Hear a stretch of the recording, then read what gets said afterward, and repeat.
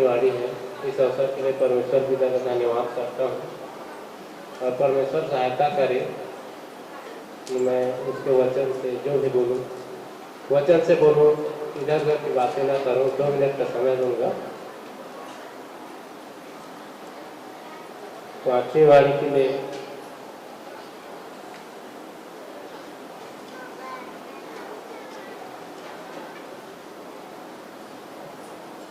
मेरे समय जो कहा गया वह पूरा हो। कहा मैं प्यासा हूँ। तो जो यीशु मसीह ने क्रूस में जो 5वीं वाड़ी बोली वो था मैं प्यासा हूँ। तो यहाँ पर कुछ वचनों को देखेंगे इसके संबंध में और दूसरे वचनों में जो कहा गया है। यहाँ पर 2 बातें ऐसा बोला गया है जो लगता है कि विरोधाभास है। यहाँ पूरा हो चुका बोल रहा है, उसके बाद बोल रहा है प्यासा हूँ। तो इस बात को समझने की कोशिश करेंगे।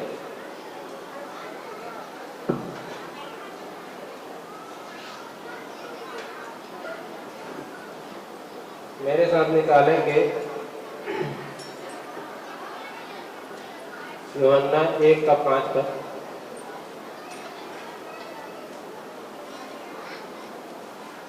पढ़ूंगा मैं।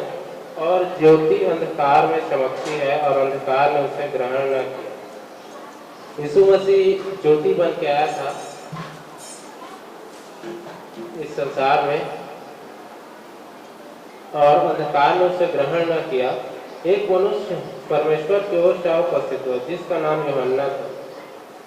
वह गवाही देने आया कि ज्योति की गवाही दे ताकि उसके द्वारा विश्वास लाए। वह आप तो वह ज्योति न था, परंतु उस ज्योति की गवाही देने के लिए आया था। सच्ची ज्योति जो हर एक मनुष्य को प्रकाशित करती है जगत में आने वाली थी। वह जगत में था और जगत उसके द्वारा उत्पन्न हुआ और जगत ने उसे नहीं पहचाना। तो जगत उसी के द्वारा उत्पन्न हुआ है, उसी के द्वारा बनाया गया है। और हमारे लिए जो हम जगत है, हमारे लिए उसने अपने प्राण त्यागे। लेकिन सबसे बड़े दुख की बात क्या है कि जिसके लिए जो जगत जिसने बनाया, हमको बनाया और जिसके लिए इतने बड़े बलिदान दिया, उसी ने उसे नहीं पहचाना। वो पूरा तो कर चुका था क्रूस पर, जो अपना बलिदान था, जो अपना काम था, लेकिन जो उसका प्यास है था जगत जिसके लिए कर रहा था, उसी ने उसे नहीं पहचाना। क्रूस पर निर्दयता पूर्वक चढ़ा दिया। इसी बात को यीशु मसीह कह रहे हैं पूरा हो गया। लेकिन उसके बाद भी यीशु मसीह बोले थे कि मैं प्यासा हूं। और 1-2 वचनों को देखेंगे।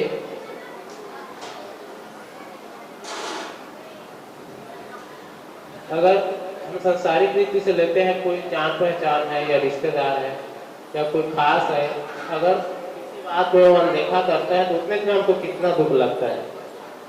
अरे गया था वो मेरे को अनदेखा किया, मेरे को जाना नहीं, ऐसा टाइप का। लेकिन यीशु मसीह तो जो हमारे लिए क्रूस पे चढ़ रहे थे, जिन लोगों के लिए क्रूस पे चढ़ रहे थे, उन्हीं लोगों ने उसे टांगा। इस बात का दुख समझे। और देखेंगे 1-2 वचनों को इसके संबंध में।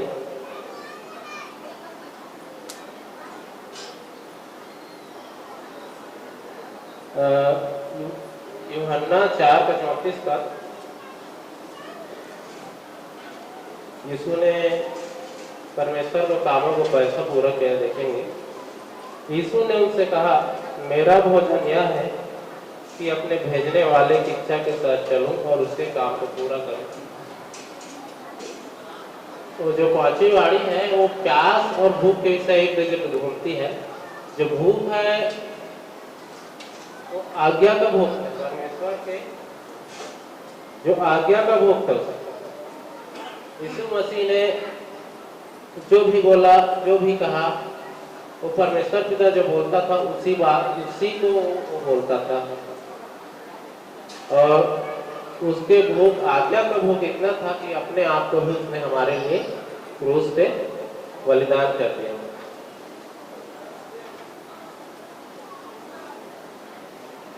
आज्ञा के समय एक वचन और देखेंगे, मैं मुंह खोलकर हाँफने लगा। भजन संहिता 119 का 131 पद, मैं मुंह खोलकर हाँफने लगा क्योंकि मैं तेरी आज्ञाओं का प्यासा था। यीशु मसीह ने इतने मुंह और इतने प्यास थे प्रभु परमेश्वर पिता की आज्ञा का कि जो क्रूस पे चढ़े, यहाँ तक कि जगह यीशु मसीह का जो पसीना है वो लहू के रूप में टपक रहा था,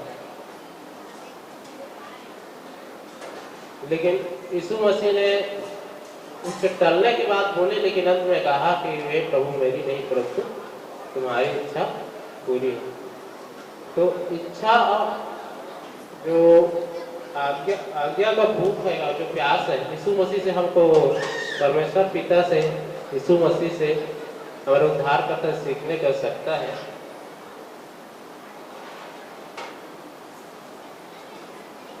उसके काम के विषय में एक जगह और देखेंगे, जिसने परमेश्वर के स्वरूप में होकर भी, फिलिप्पियों 2:6, फिलिप्पियों का 2:6 देखेंगे, जिसने परमेश्वर के स्वरूप में होकर भी अब परमेश्वर के तुल्य होने को अपने वश में रखने की वस्तु न समझा, वरन अपने आप को ऐसा शून्य कर दिया और दास का स्वरूप धारण किया और मनुष्य की समानता में हो गया। 8 पद, और मनुष्य कि उन्होंने मुझे अवसर दिया, उसके लिए तहे दिल से धन्यवाद करता हूँ।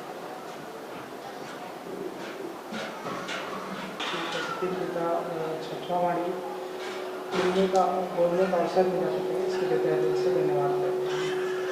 आइए प्रभु यीशु मसीह के 6वें वाणी के लिए हम लोग खोलते हैं यूहन्ना का 29 अध्याय का 30 पद, जिसमें है, यीशु मसीह ने वह सिरका लिया तो कहा पूरा हुआ, और सिर झुकाकर प्राण त्याग दिया। यहाँ पर प्रभु यीशु मसीह कहते हैं कि पूरा हुआ। उनके कहने का तात्पर्य यह है कि परमेश्वर ने जो जो काम प्रभु यीशु मसीह को दिया था वो पूरा हुआ, क्योंकि प्रभु यीशु मसीह परमेश्वर की योजना है। इस बात को हम लोग अच्छे से समझने के लिए जाएंगे उत्पत्ति में।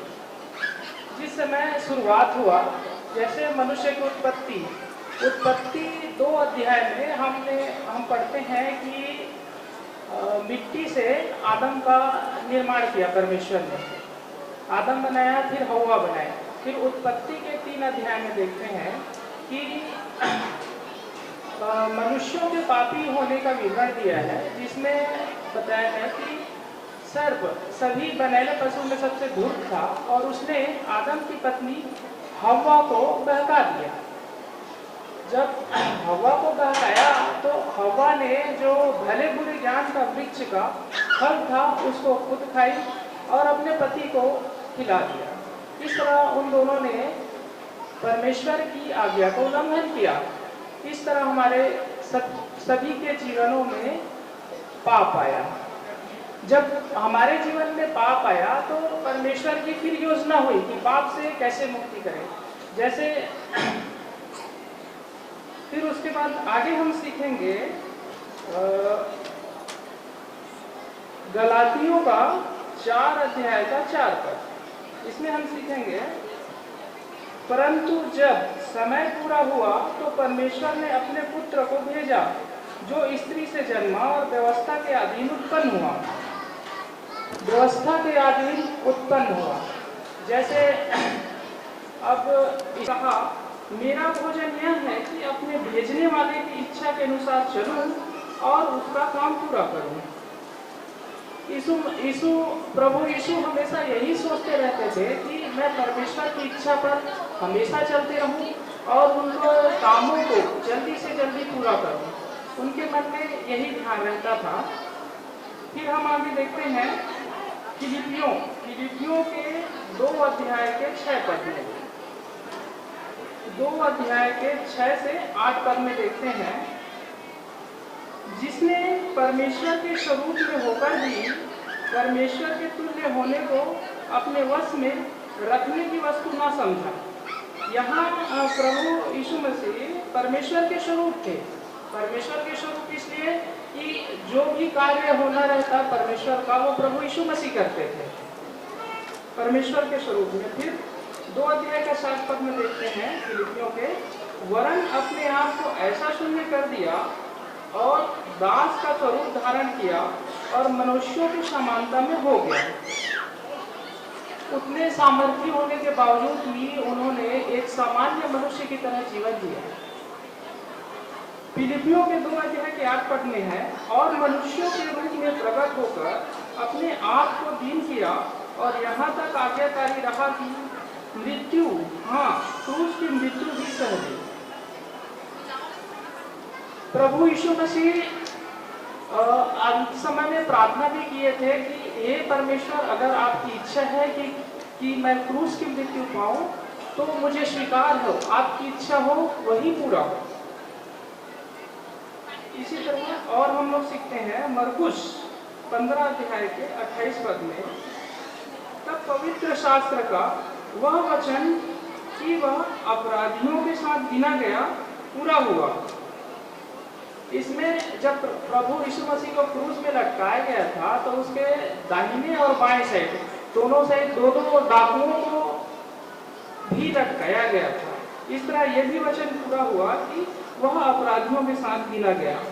अब हम सबको विचार करना है कि जैसे यीशु मसीह आए थे और उनको हमेशा चिंता रहती थी कि मैं परमेश्वर की इच्छा क्या है उसके अनुसार चलूं और उनकी आज्ञाओं को पूरा। आप सभी को मेरा प्रेम भरा नमस्कार। मैं शिव कुमार कश्यप बाटी मोंगा जंगल सेठ से आप सभी का दिल से धन्यवाद करता हूँ। यह अवसर देने के लिए और पिता परमेश्वर का भी धन्यवाद करता हूँ कि यह अवसर मुझे दिया।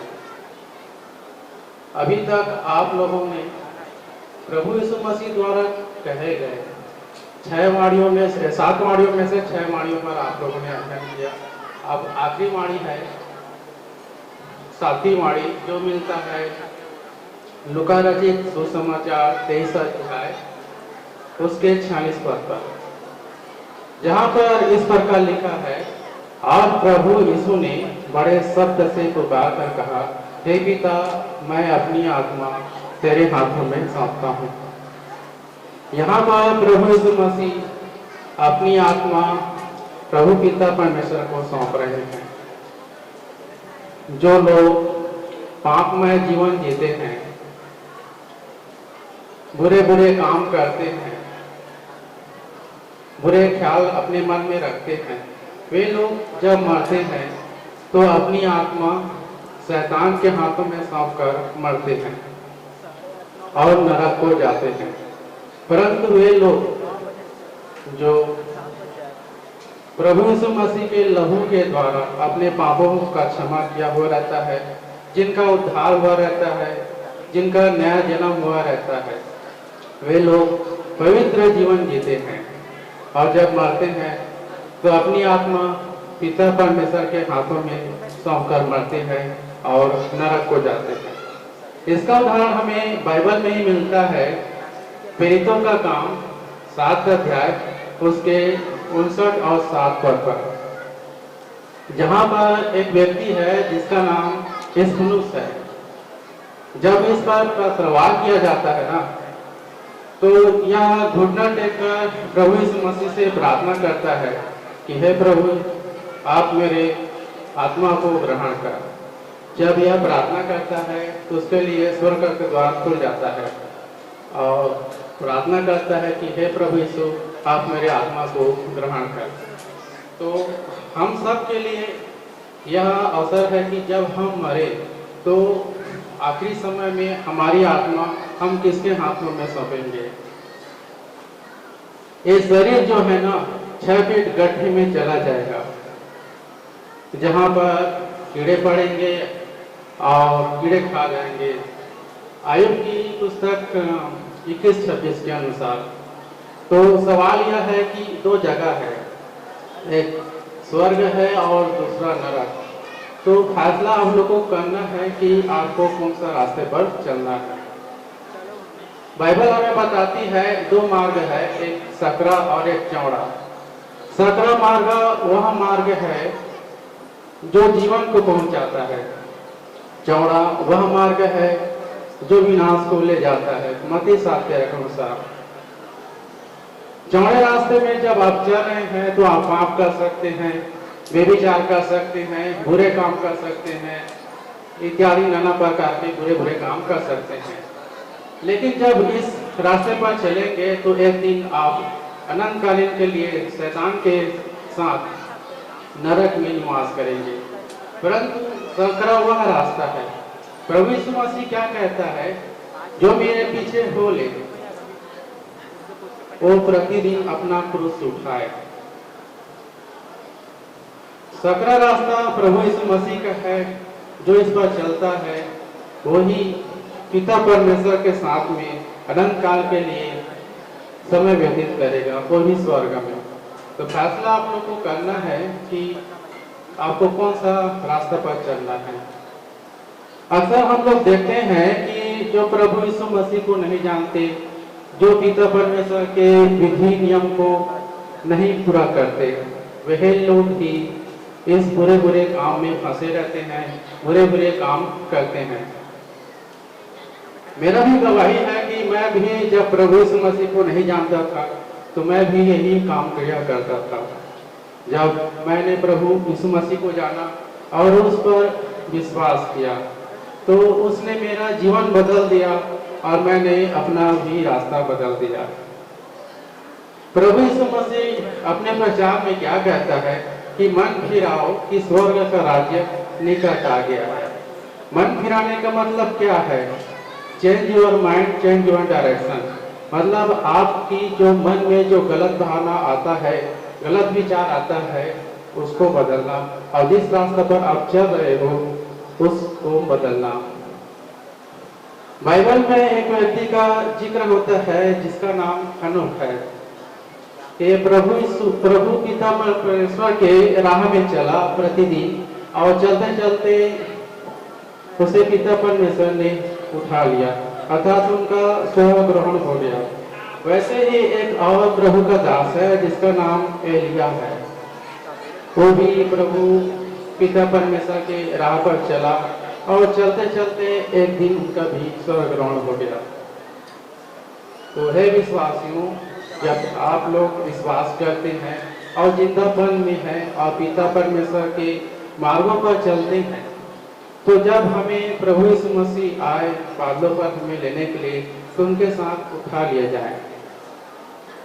अगर नहीं भी आते हैं और मरते भी हैं तो हमारी आत्मा सुरक्षित रहेगी। यहाँ पर प्रभु यीशु मसीह अपनी आत्मा किसी अरे गहरे को नहीं सौंप रहे हैं, वे अपनी आत्मा पिता परमेश्वर को सौंप रहे हैं। अक्सर हम क्या करते हैं कि हम अपने घर की जिम्मेदारी किसको सौंपते हैं? उसके हाथों में सौंपते हैं जो ईमानदार हो, वफादार हो और अपनी ईमानदारी से और वफादारी की वजह से हमारी उन चीजों को देख रेख सुरक्षा करता है जो हम उनको देते हैं। प्रभु यीशु मसीह को स्वर्ग और पृथ्वी का पूरा अधिकार है। वह उन लोगों को देता है जो उनके मार्गों पर चलता है, जो ईमानदार हो, जो वफादार हो। तो हे विश्वासियों, आप लोग देख लो कि आप कौन से रास्ते पर चलोगे। तो पिता परमेश्वर इस संदेश के माध्यम से आप लोगों को बहुत आयत से आशीष दे। के बारे में बताऊंगा। इस प्रकार यीशु क्रूस पर चढ़ा और अपना जांची और फिर गाड़ा गया। फिर तीसरे दिन जी उठा। तो उस तीसरे दिन में यीशु कहाँ था? ये लिखा है पहला पतरस 3:19 में। यीशु पृथ्वी के नीचे स्वर्ग लोक में कैदी आत्माओं का जाकर प्रचार किया। उसके बाद कैदी आत्माओं को उनके दूसरे स्वर्ग में पहुंचा दिया। फिर तीसरे दिन जी उठा। यीशु मरा नहीं था। यीशु स्वर्ग लोक में कैदी आत्माओं को जाकर प्रचार करता था।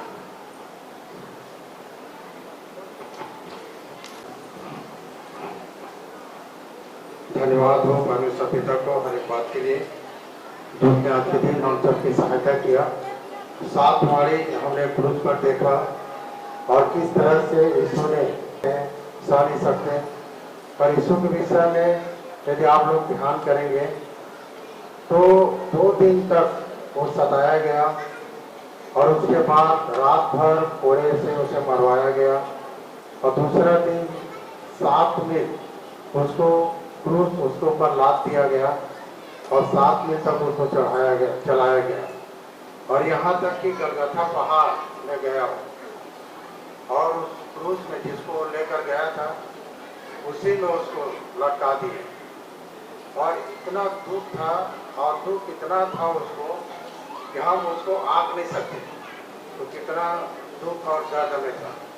फिर भी उसने 7 वाणी उस क्रूस में कहा बड़े ही शालीनता से। ये हमारे लिए सीखने की बात है और आज हमने भाइयों के द्वारा ये 7 वाणी को सीखा और आप लोग जाकर उन बातों को और भी घर में ध्यान करेंगे। इसलिए परमेश्वर पिता का धन्यवाद करते हैं। कुछ प्राइज बच गया है तो हम एक एक गीत गाकर इस प्राइज को वितरण करेंगे।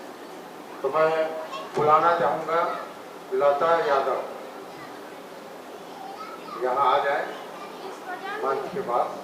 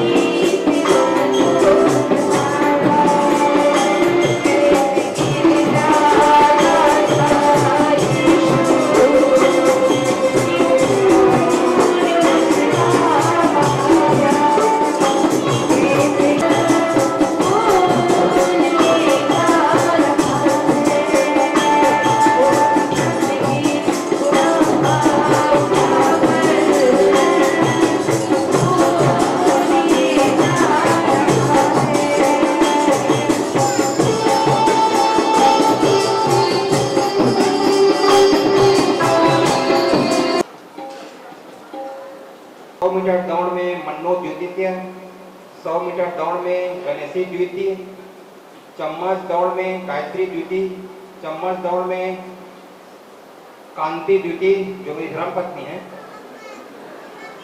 चम्मच दौड़ में जामबाई द्वितीय।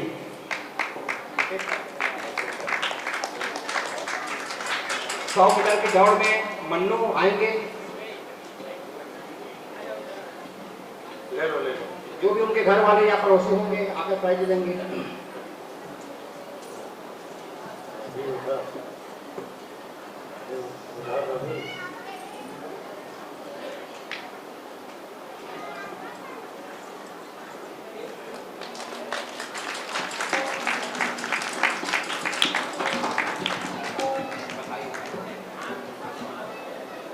गणेशी आएंगे,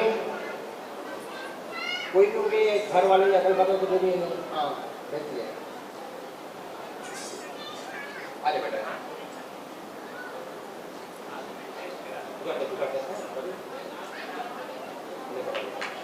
तालियां मारिए।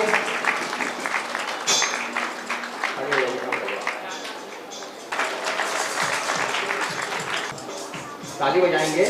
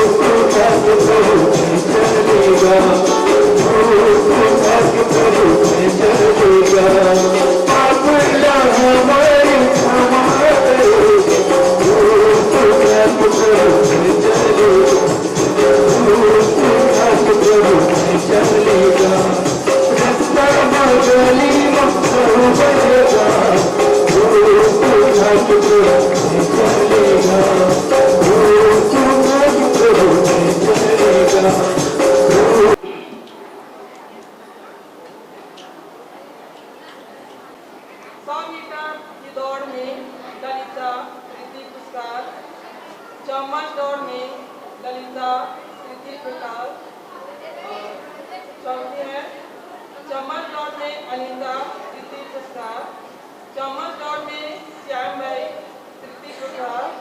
आप यहाँ आ जाएंगे और अपना इनाम लीजिएगा। पहला है नेहा कृति पुरस्कार।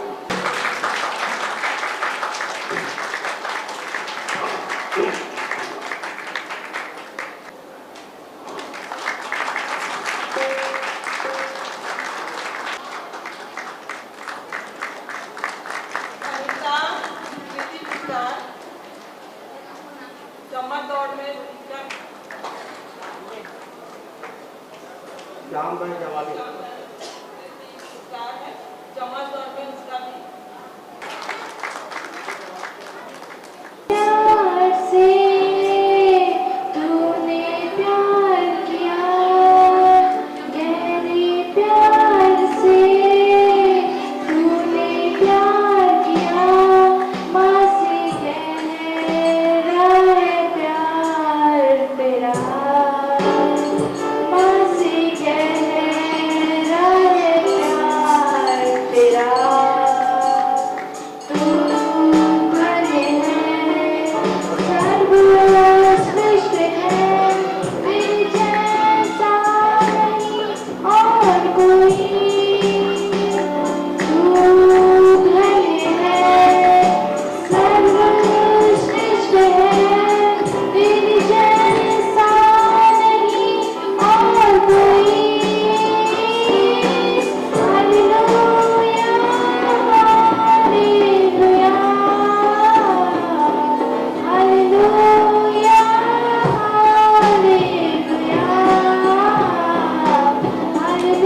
हालेलुया, हालेलुया,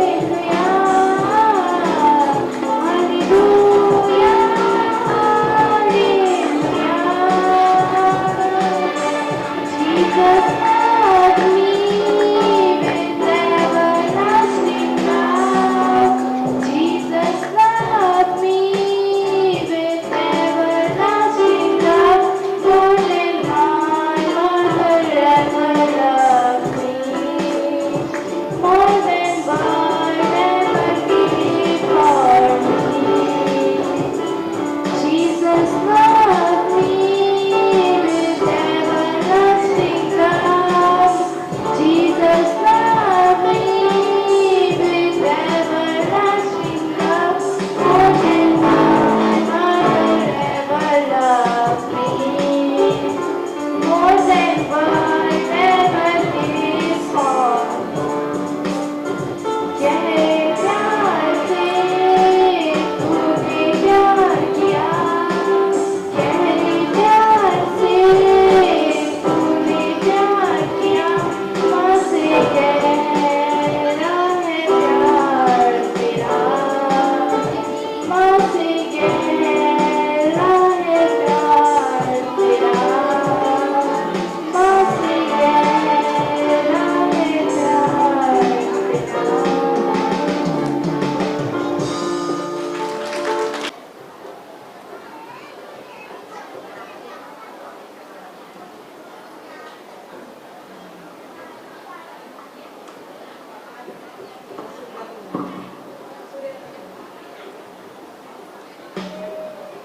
अनिल कुमार एवं सुंदर कुमार। सुरेन, भाई सुरेन,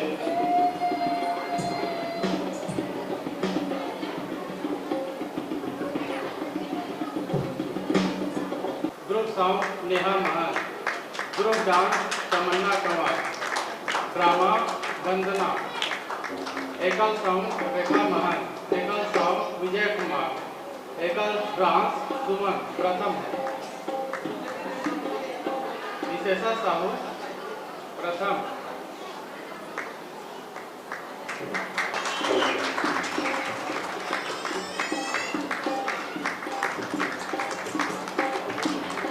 कि मुझे पहला इनाम मिलेगा, मैं वहाँ अपना जिक्र भी किया कि मैं जिंदगी में कभी सोचा ही था मुझे इस तरह का इनाम मिलेगा। प्रभु का बहुत बहुत धन्यवाद हो। श्वास नहीं था और जा तेरा जैसा विश्वास।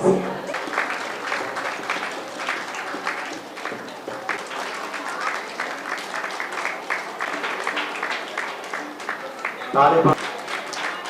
एकल सॉन्ग विजय कुमार प्रथम, एकल डांस सुमन,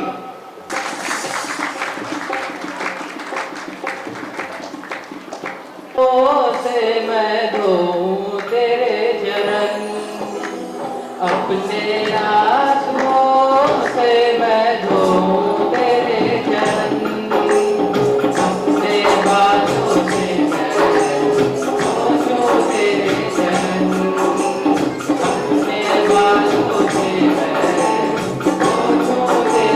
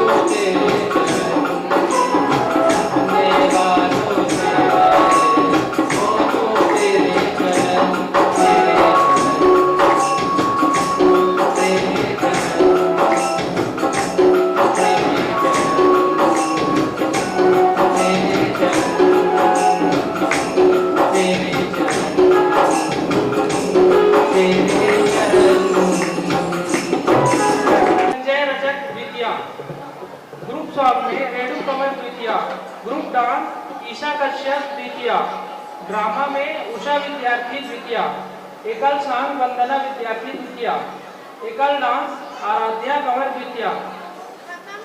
ये सभी में पहले आ जाएंगे युगल सांग संजय रजक।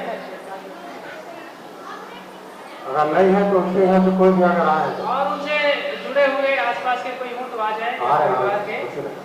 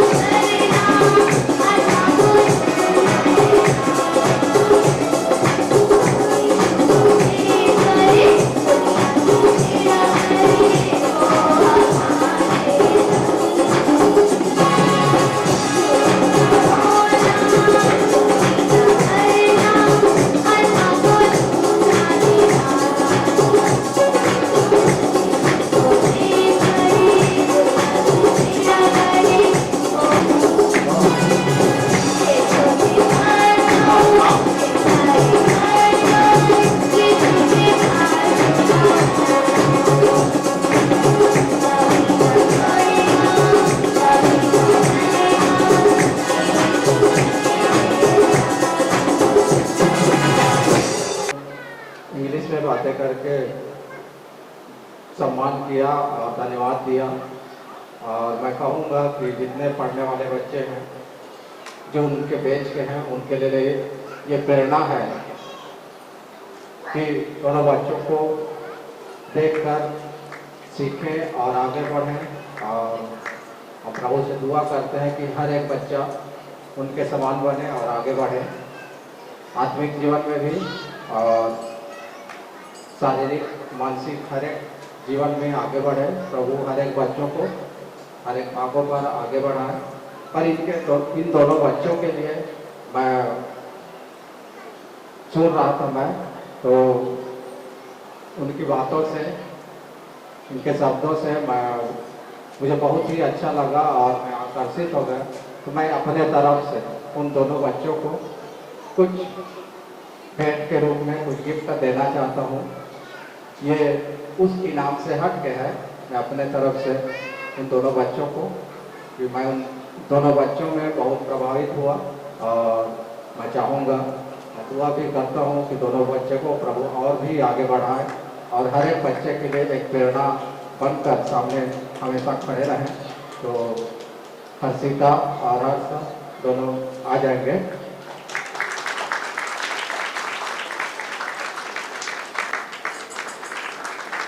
दोनों बच्चों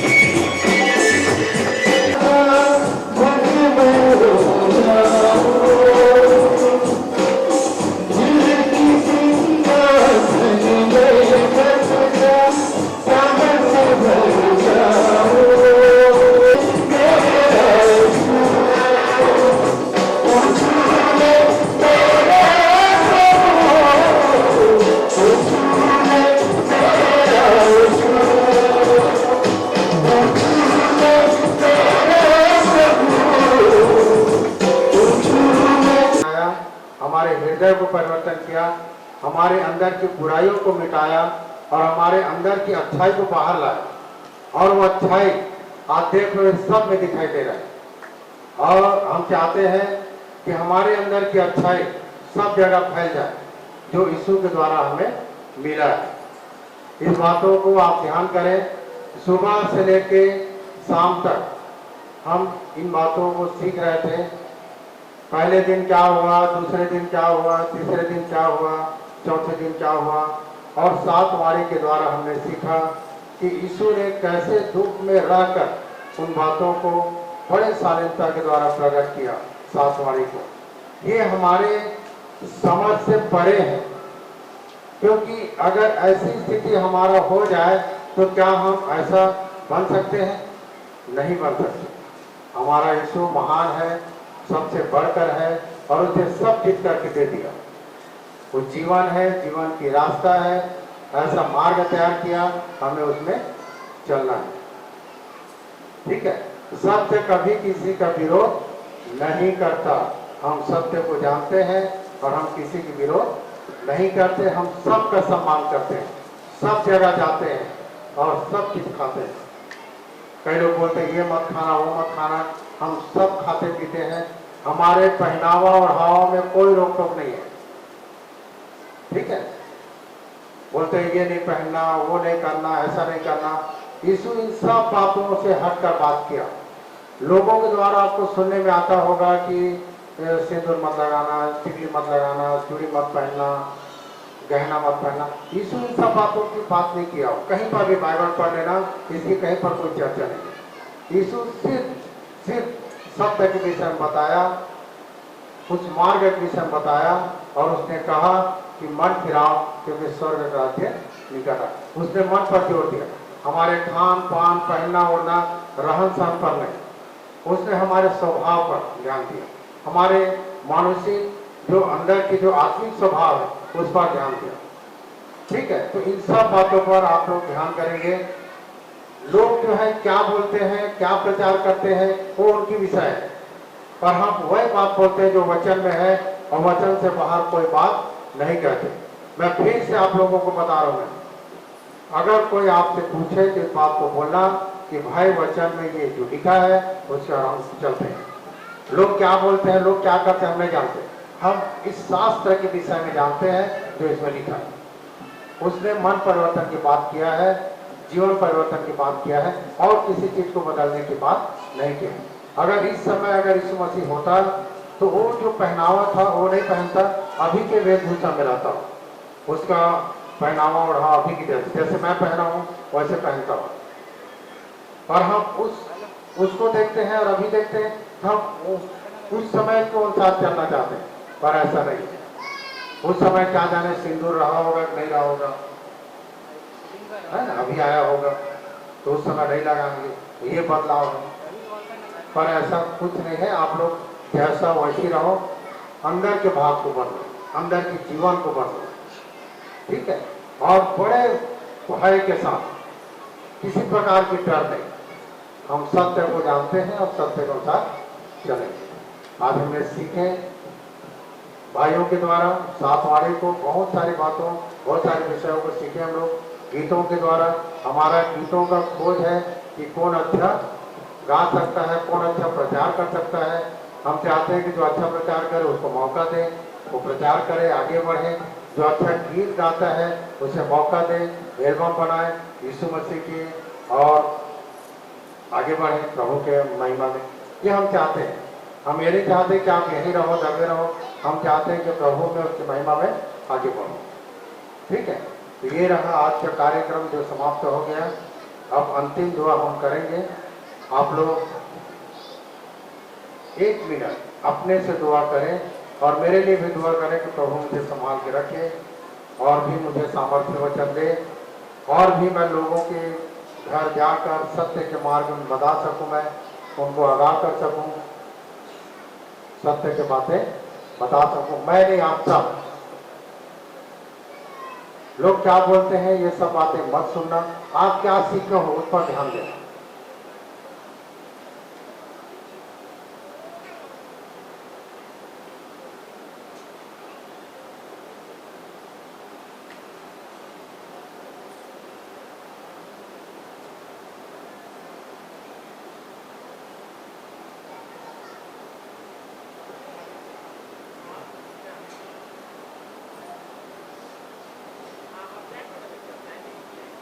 दिसंबर होगा उससे भी और अच्छे से गाना प्यार सब तृतीय सब सेकंड। जब भी पिकनिक जाएंगे तो कार्यक्रम करेंगे, उसका भी ये सब आज ही के समय गुड फ्राइडे में प्राइज वितरण होगा। दुआ करेंगे आपके उपस्थिति में। प्रभु जी ये दिन हमारे लिए छोटा हो गया, इसलिए पिता हम आपका धन्यवाद करते हैं। परमेश्वर पिता, मैं आपके बेटा होकर मैं आपको देखता हूँ पिता कि मुझे यहाँ तक लाया है और भी मुझे आगे तक ले जाए पिता। मैं आपके मार्ग में चलूँ, सत्य के मार्ग में चलूँ, मैं भटकने ना पाऊँ पिता। आप मेरे हाथ पकड़कर मुझे आगे ले चले, यही मैं आपसे प्रयास चाहता हूँ। हम सबको आप ले चले पिता, आप हम सब की अगुवाई करें पिता। हर एक बात के लिए पिता आपको देखते हैं। आज पूरे दिन भर संभाला पिता, खाना से लेके पिता आने जाने सब में आपने हमारी भरपाई किया है, आनंद का भरपूरी दिया है। इसलिए पिता हम आपका धन्यवाद करते हैं पिता। ये आनंद खत्म न होने पाए, आने वाले साल तक ये आनंद बना रहे और फिर से कई गुना हम तैयार होकर पिता आपके सम्मुख आ सके, हर दिन हम निरंतर आगे बढ़ सके पिता। इसलिए पिता हम आपका धन्यवाद करते हैं। आने वाले हर एक पल को आपके हाथ में सौंपते हैं परमेश्वर पिता। हम आपकी इच्छा को साथ चलें, हम कतई हम अपनी समझ के अनुसार न लें पिता। आप हमें संभालें। यदि हमारा मन भटकता है तो आप मन के जांचने वाले परमेश्वर पिता है, आप हमारे मनों को फेर लाएं और आप अपने मार्ग में चलाएं पिता। परमेश्वर पिता बाजा बजाने वालों को भी आपके हाथ में सौंपता पिता कि पूरे दिन भर उन्होंने गीतों में सहयोग दिया है अपने बाजों के द्वारा। भाई विजय और भागवत इन सबको पिता, शशि तक को भी आपके हाथ में सौंपता पिता। हर एक बात के लिए आपको देखते हैं पिता। छोटे बड़े सबको आपके हाथ में सौंपते हैं पिता। सब आए थे, सब घर चले गए और सब आनंदित है पिता। आज पूरे दिन भर संभाला, किसी भी बात की घटी नहीं होने दिया प्रभु जी। और भी हमें हर चीज में भर दे पिता, आत्मिक शारीरिक मानसिक सब में पिता। हम भला चंगा स्वस्थ रहें, धन जन सब से पिता आप हमें भरे, यही हम आपसे आशीष चाहते हैं। हम आशीषित रहें पिता। जाति जाति के लोग क्यों कहने पाए कि उनका परमेश्वर कहाँ है। हम जानते हैं पिता कि आप स्वर्ग में हैं और आपने जो चाहा वही किया है। आपने हमें लज्जित होने नहीं दिया, इसलिए पिता हम आपका धन्यवाद करते हैं पिता। परमेश्वर पिता हमें हर बात में आप उत्तर दें और प्रभु जी शैतान का आगे शक्ति हमारे जीवनों में कार्य न करे, यही हम आपसे देना चाहते हैं पिता। और भी हमें वचन के द्वारा सामर्थ्य बनाए और प्रभु जी आपने हमारी प्रार्थनाओं को सुना है, हम विश्वास करते हैं, धन्यवाद देते हैं। आपने हमें बदला, हमारे जीवन को बदला, आसपास के लोगों को बदला, इतने सारे गाँव को बदला और प्रभु जी हमारे जीवन में बदलाव है, हमने देखा है पिता। इसलिए हम आपका धन्यवाद करते हैं पिता। हर एक बात के लिए आपको देखते हैं। ये सभा आपके पिता और इस सभा को आपके हाथ में सौंपते हुए दुआ ही सुना आमीन। बोलो प्रभु यीशु मसीह की शायद मैं भूखा हूं। बोलो प्रभु यीशु मसीह की आमीन।